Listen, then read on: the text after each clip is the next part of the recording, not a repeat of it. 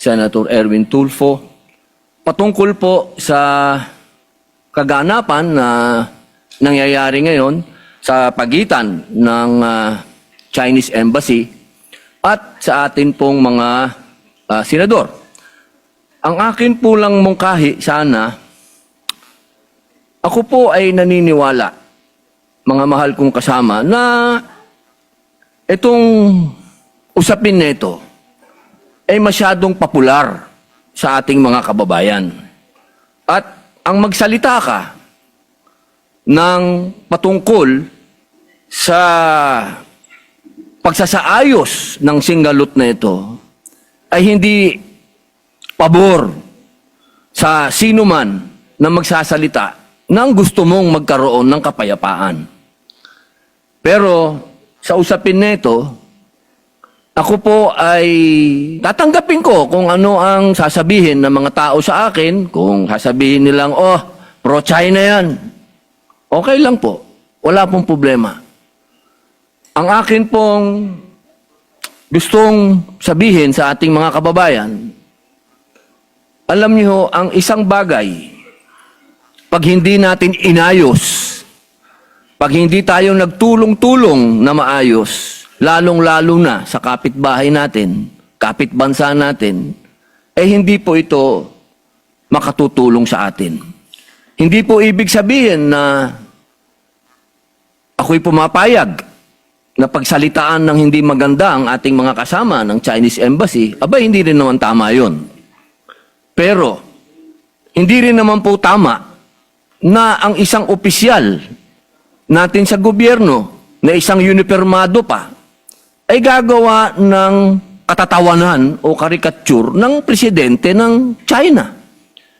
Sapagkat kanina po, habang nag-uusap kami ni Senator Amy Marcos, sabi ko sa kanya, kung yan ginawa ng China sa ating Pangulo na si Bongbong Marcos, ako'y oposisyon, pero gagawin nila yan kay Bongbong, ay unang-una po ako magagalit. Sapagkat hindi ako papayag na babawin ng kahit na sino ang Pangulo ng Pilipinas. Hindi ako papayag na gawan ng karikature, kahit ako'y oposisyon, na gawan ng ganyan ang ating Pangulo. Sapagkat ang Pangulo ng isang bansa, yan po ang tinatawag nating representasyon ng ating bayan, katumbas ng bandila. Kung ano ang tingin natin sa bandila, yan ang tingin natin sa Pangulo. Kaya, kung ano man po ang ginawa ni Admiral Tariela, ay pinakikiusapan ko po siya na huwag niya ulitin. Sapagkat, pag nambastos ka, babastusin ka rin talaga. Wala po tayong magagawa sapagkat duty ng kahit na sino na ipagtanggol ang kanilang Pangulo. Ang gusto ko lamang pong sabihin dito, aking mga kasama, tama po, naniniwala po ako na hindi makatwiran ang ginagawang pambobomba ng tubig sa ating mga mangingisda, sa ating Coast Guard. Pero matagal ko na rin sinabi na may budget naman ng Coast Guard, ba't di kayo bumili ng mas malakas na water cannon at gumanti kayo? Hindi naman po pwede na lagi tayo magpapaawa.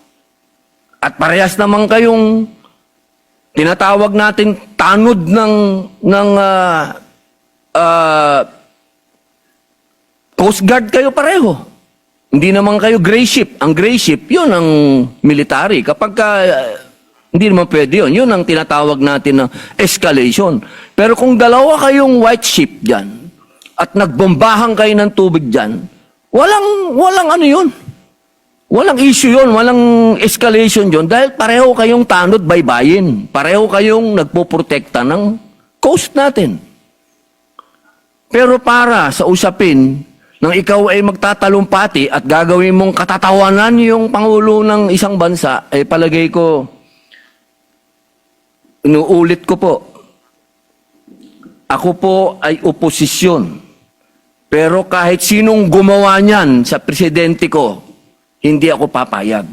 Ako'y tatayo din at talagang makakatikim din sa akin yun ng mga salitang hindi talaga, hindi niya makakain.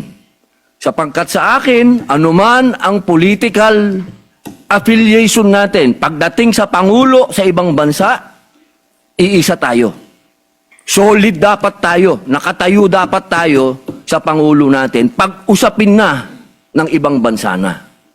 Kaya sana po, nakikiusap po ako sa Chinese Embassy at sa ating mga kasama na sana po ay matapos na ito, makapag-umpisa na po tayo ng magandang relasyon, pag-umpisahan natin ng pag-uusap, sapagkat, alam niyo po, meron din po tayong ibang mga kasinggalot. Tahimik nga lang tayo. Katulad po ng aking best friend sa Malaysia. Kasingalot natin yan sa Sabah. Ilan ng Pilipinong naging stateless doon? Ilan ng Pilipinong diniport nila?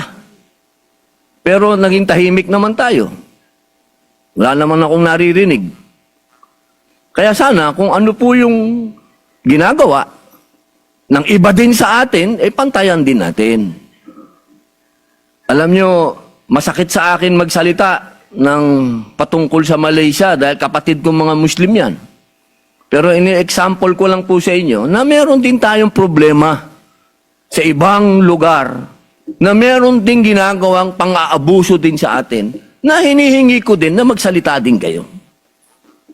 At sana, bilang panghuling salita, alam nyo, nung kailan lang nakita kami ni General Torre. Ang tingin ko dyan sa taong yan, kaaway ko yan. Sa ginawa niya kay dating Pangulong Rodrigo Roa Duterte. Pero dahil nagkita kami sa isang lugar na hindi namin dapat pag-usapan ang ginawa niya, kundi kami mga bisita sa isang lugar, kami naging, kumbagay, diplomat na rin kami. Kami naging mahinahon sa isa't isa. Sapagkat, yun dun po ay pagpapakita sa ating mga kababayan na hindi sa lahat ng oras ay palabang ka. May mga pagkakataon na pwedeng madaan sa usapan. Kaya po sana, inuulit ko po, wala po akong masasabing sa mga speech, sa mga statement ng ating mga kasama.